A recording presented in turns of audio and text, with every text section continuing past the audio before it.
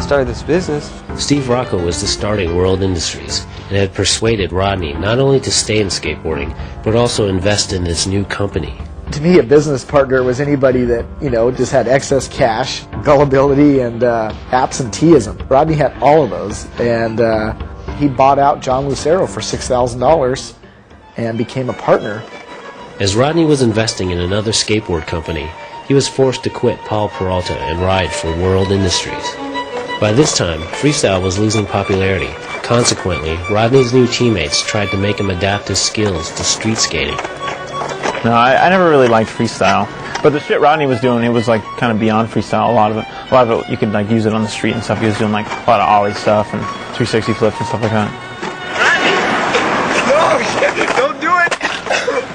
Here! Freestyle just looks like it's like a ballerina type thing, like it seems like it's more the feminine style of skating. So I think that's why it died.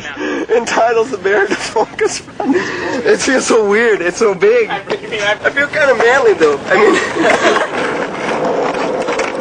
Though freestyle had gone out of fashion, Rodney wasn't ready to give up. What are you asking me? You're asking me to give up everything that I've done and do this. I'm not selling out. So here I am with the ultra-refined ballerina stuff, and that was fine. And so I just kept doing it until there was no more. And then I'm left alone. I figured that was it for me in my public life and skating.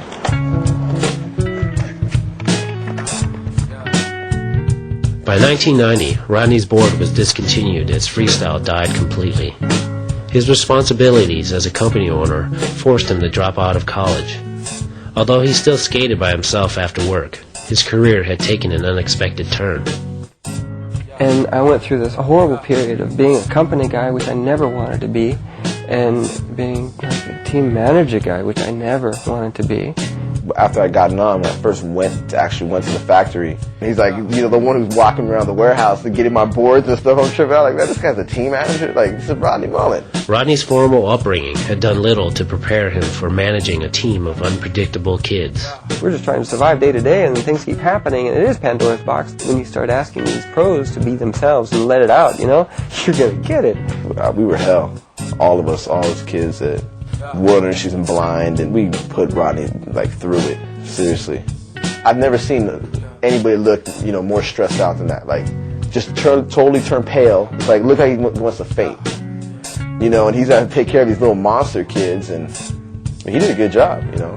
Nobody died. And cut off from his dreams of skateboarding in school, Rodney was surrounded by people whom he couldn't relate with. Rodney's just an outsider in life. I mean, there's not too many people that can relate to him or that he can even relate with. You tend to be an outcast when you can't find any peers. Just as Rodney was feeling he no longer had a place in skateboarding, a new company was formed called Plan B.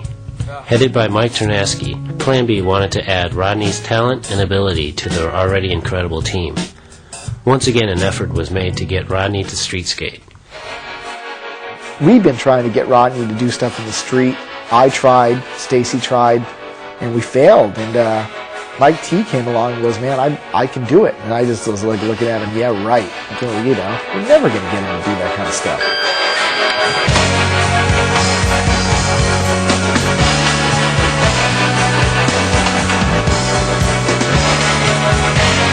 I know Mike had a lot to do with pushing Rodney in a direction to want to progress.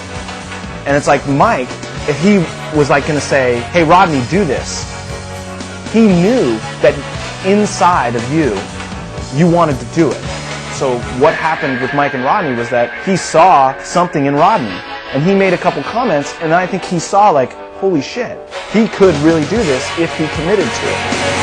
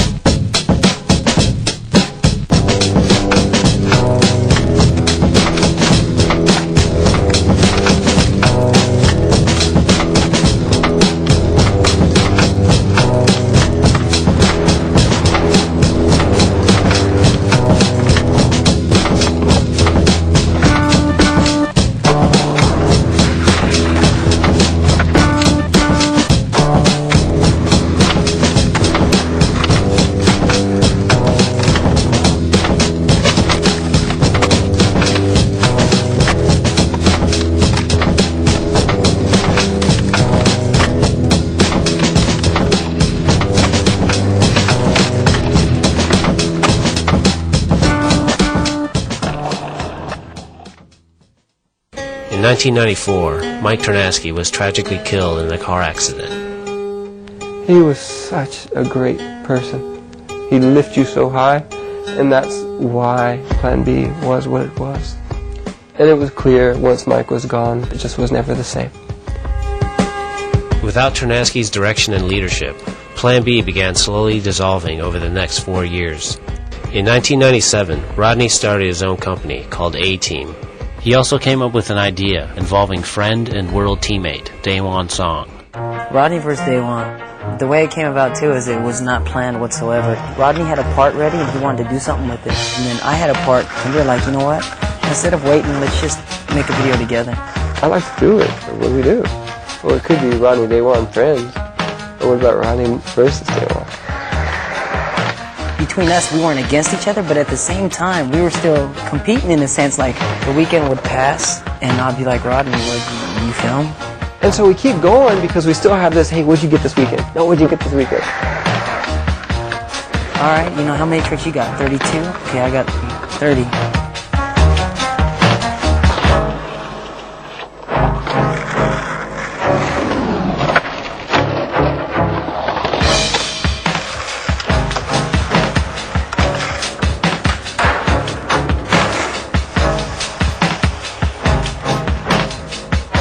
After that first video, kids really believe it. Kids were like, oh yeah, I think Rodney's better. Oh no, Daewon killed it, you know. That's when they started getting like, hey, dude, these kids took it serious. And so like, you want to do it again? Sure, round 2. And then I was like, holy moly, what am I going to do? I'm going to look like an idiot. You did what over the weekend, Daewon? Oh my God, I'm dead. My career's over.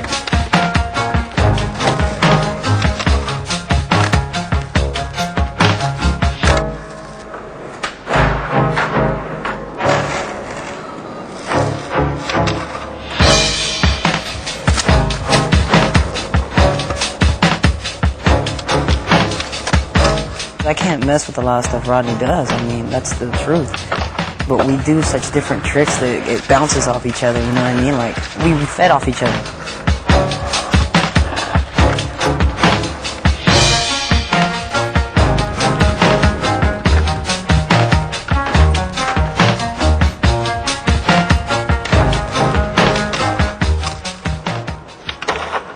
His skating impacted vert skating, impacted street skating, and he himself was just a skateboarder, the most progressive skateboarder probably ever. He invented everything. He started it all, even though it was on a small square board.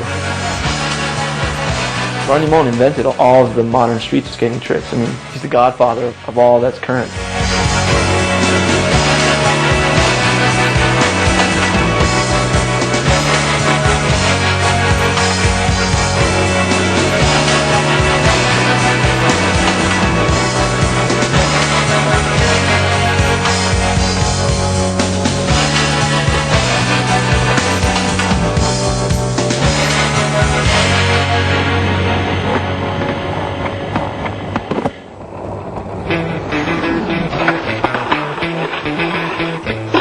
Golf made up the dark slide, jumping on the rail, you know, the caveman way, but Rodney was the first one to, like, that I've seen, like, ollie, half flip to a dark slide and pull it. He's done, like, who knows how many variations of it.